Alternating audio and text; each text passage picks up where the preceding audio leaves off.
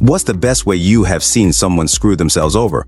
Before we start with the first story, please hit subscribe and ring the notification bell to stay updated with us. Story 1. In kindergarten, my bus would pick me up around 11 because school was from like 12 to 3. I didn't want to go one day, so I told my mom I had a stomachache. I watched the bus stop in front of my house, and as soon as it drove away, I started jumping up and down on the couch yelling, "Yahoo!" My mom got so mad she drove me to school. Plus, she laid a guilt trip on me that I made her waste gas that she couldn't afford. Story 2.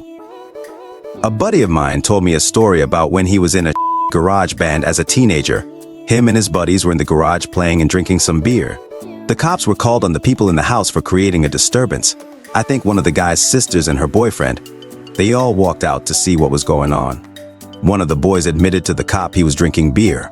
The cop said he didn't care about that because that's not what he was there for. The kid took that as permission, went in the garage and came out with his beer in his hand. Since the cop actually saw him breaking the law, he got arrested. Story 3. I work for one of the government agencies everyone loves. We had a donation bin in one of the visitor centers that was empty one morning. The money in the employee honor system snack room thing was gone too. It was a huge scandal. A day or two later, the cash, but not the coins, from a satellite office's employee snack money also disappeared. This was enough to get our in-house law enforcement to question everyone with access to either building. Well, only one person had a key to the donation box and a key to the satellite building. One was where he worked, and the other was in the compound where he was renting government housing. Also, there were cameras around, and he was the only one of a certain size currently employed. The guy was a strange mix of really excited to make his job his career and complaining that it did not pay enough. He ended up throwing away his dream career and receiving federal theft charges for around $100 in small bills. Story 4. Old friend from high school Eddie was really good at pitching and got a full-ride scholarship to play baseball at a D1 university. A week before we graduated high school, we were playing basketball in gym class. Eddie goes for a shot, misses, gets angry, punches a wall and breaks his hand. Long story short, the D1 school took his scholarship away because his hand was f***ed and he would have missed summer training. Poor guy was devastated. 10+ years later, and he still talks about how he could have been a pro player. He now operates a crane in Philly and makes really good money. Story 5. They were constantly badgering me to fix something on a system I was tech support for, and I, time and time again, warned them that they shouldn't do what they were trying to do, and that they should just do it the correct way to avoid their issue. After 5 weeks of hassling me, they got fed up and emailed me complaining that they'd missed a deadline for a massive client because the system didn't work, and that I'd not supported them as my job required. To make their point, they CC'd in many people. Their boss, my boss, their team, my team, their VP of operations, my VP. You get the idea. I drafted my response, redrafted several times, then replied. I attached every single one of their abusive emails. My professional responses explaining clearly that the issue is theirs and that they should correct it to make it work. It's the only time I've made sure I did reply all. I'm not overly sure of the fallout for them, but they were very quiet for at least 18 months before I heard from them again. Story 6. Back in college, a friend of mine tried to impress everyone at a party by showing off his fire-breathing skills. He didn't realize that the bottle he grabbed was rubbing alcohol instead of the usual lighter fluid. When he took a big swig and tried to spit it out into the flame, it caught fire way too close to his face. He ended up with singed eyebrows and a trip to the ER. The next day, he found out the whole thing was caught on video and had gone viral on our campus. It was a painful lesson in thinking twice before showing off. Story 7. My ex-wife. She had an eye put out when she was 12. She got a $250,000 insurance settlement. Some of that money was put into mutual funds. I opened a business while we were married. At one point, cash flow was very slim and we borrowed several $1,000s from her mutual funds. We didn't put it back over the remainder of our marriage. When she filed for divorce, I told her I was going to pay it back. She said I didn't have to, but I insisted I was going to. We fought over how we were going to settle everything for months, mainly because her attorney saw a cash cow in her and kept her stirred up. Every time we would come to an agreement, she would take it to him and he would talk her out of it. Eventually, I told her in lieu of me paying her back the cash for the mutual funds, she could have my half of the equity in the house. She jumped all over that. She wound up getting about 1/4 of the money we borrowed from the mutual funds in the end. Story 8. When my wife was married to her first husband, her second childbirth ended badly, with both her and her baby needing to be resuscitated. Daughter has lifelong medical issues and both ended up with financial compensation. Husband became distant and ended up breaking up two households. Wife sued for divorce, and he dragged it out, aiming to get some of her settlement. Enough time elapsed that she became fully vested in his retirement plan, and he got none of the settlement. Story 9.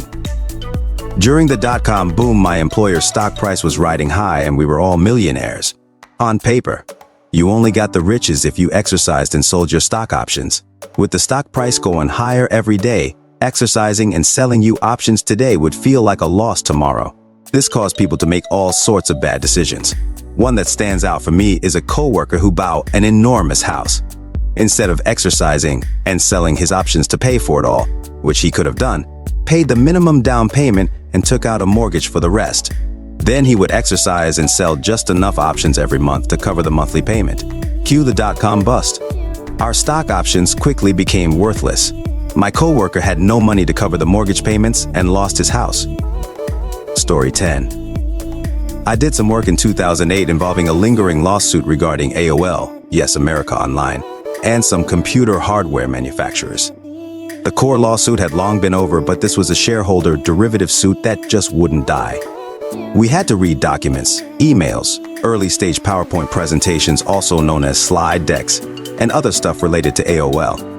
I saw one presentation that has stuck with me for almost 15 years titled Internet Search Companies. The slide deck was from 1999-ish, during AOL's heyday. The idea was that internet search companies were starting to become popular and AOL wanted to acquire one. It went through all the players and discussed their methods, strengths, and weaknesses. Think Ask Jeeves, Alta Vista, Excite, Lycos, etc. The slide for Google was hilarious. It said they used a complex algorithm to return results from a structured data set that it created from the public web. The conclusion: not expected to be a major player in internet search. I've never forgotten that. The slide even had a price tag for potential acquisition, which I think was around $10 million. AOL completely fumbled the moment. Story 11. I got my face shoved into a brick wall in a fist fight when I was a kid in about 4th grade. It chipped a corner of my tooth off. Everything was basically fine, and the dentist just slapped a cool-looking silver cap on it. All the kids thought I looked cool with a silver tooth. The other bonus was that occasionally, if I wanted to go home, I'd complain that the tooth was bothering me and the school would call my mom and let me go home. That worked about 3 times. And then on the 4th try, my mom decided to take me to the dentist. My regular dentist was on vacation, so she took me to this other creepy dentist in the same building who had these slimy toilet brushes sitting in his sink in the dentist office, and he had this really greasy ponytail and terrible breath. He gave me really bad pedophile vibes, and he decided an emergency root canal was the best option. So I got a root canal, and he it up and didn't get all the nerve out. So a week later, because I was legitimately in pain now, my regular dentist had to redo the job. So I basically got 2 root canals out of 1 tooth because I played my card too many times. Story 12. I remember a guy I worked with for a while who wasn't exactly this guy, but similar.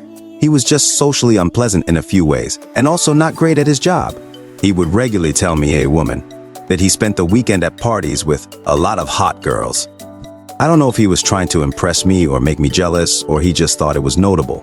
He also told me his family wanted to go on vacation, but when they found out how much it would cost to put their dog in a kennel, for a couple weeks, they decided to shoot it. I never wanted to talk to this guy, but he would sort of corner me into listening to him when I was in the kitchen heating up lunch or something. He once spent a while telling me how he got fired unfairly from his last few jobs. I just sort of nodded along, thinking, yeah, I bet there was an underlying reason there. A few months later, he was fired for being unable to complete his work to the quality required by our employer. I'm certain he went on to tell some poor woman at his next job how he was unfairly fired for missing one deadline or something like that. Story 13. I was at my best friend's house when she brought over a lot of fish date.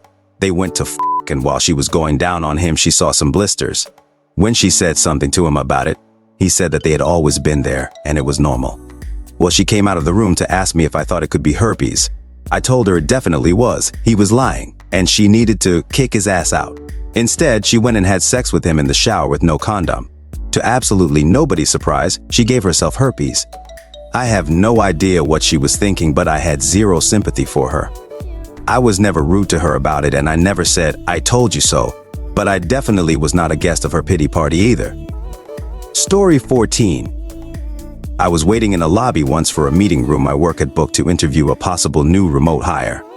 While I was in the waiting room, a guy showed up, then sat next to me and proceeded to brag about getting a new job that he was underqualified for and that he lied on his resume about college work experience, etc. He was talking like he was some hotshot finance bro, saying to a stranger at a business center at like 10 a.m. that he was going right from there to the strip club to celebrate. Guess who I was there to interview? He was drastically unqualified, unable to tell me the meaning of the three-letter acronym that the job was, and that he supposedly had 10 years experience in. During the meeting, I called a referral location he claimed he worked, but with the number I had not the one he listed, and they had never heard of him. He thought he already had the job after a few interviews, but unfortunately I was the veto. The offer was pulled after we looked into his resume that had somehow not been checked. If he had kept his mouth shut and done some homework on the job, he might have slipped through and gotten at least a few paychecks. Story 15. A friend dated an idiot. When the idiot turned 21, he and a bunch of his idiot friends stood around and got drunk in his parents' garage. You know, because they were finally adults, duh. So, they're drunk, and they decide it would be brilliant to light their farts on fire. So they start doing that. Just taking turns. Like I said, they're adults now, so when it was the birthday boy's turn, he got down on that dirty garage floor like he was giving birth, held his feet high in the air, and held a lighter to his own lifted buttocks. The thing is, his friends were also drunk, and someone thought it would be funny to spit some Everclear at his lifted butt just then. He caught fire pretty badly. His instinct was to start scooting across the dirty garage floor like a dog across a living room carpet. It put the fire out, but later, at the hospital, there were pebbles and a lot of dirt in the burns. It definitely made cleaning it worse. I wasn't there, but I saw pictures of his burned ass. I want to say it was a second-degree burn, but this was a long time ago, so who knows? Poor idiot. Alright folks, that's a wrap. If you like this, please hit the thumbs up and subscribe to the channel. You can also share your those in the comment below.